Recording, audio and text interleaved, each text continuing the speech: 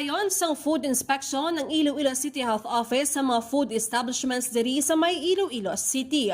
Suno kay Jennifer Avenir, Environmental Sanitation Inspector, iagin pahayag nga ila gina-check ag monitor ang mga food establishments kung wala nagasunod ang mga ini sa sanitary standards. Magluwas sa mga food establishments, ilang man gina-check ang mga ambulant vendors nga nagalibot sa syudad.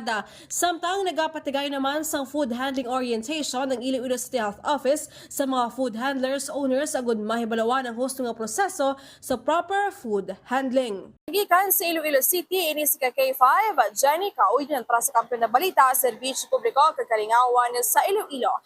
K5 News FM.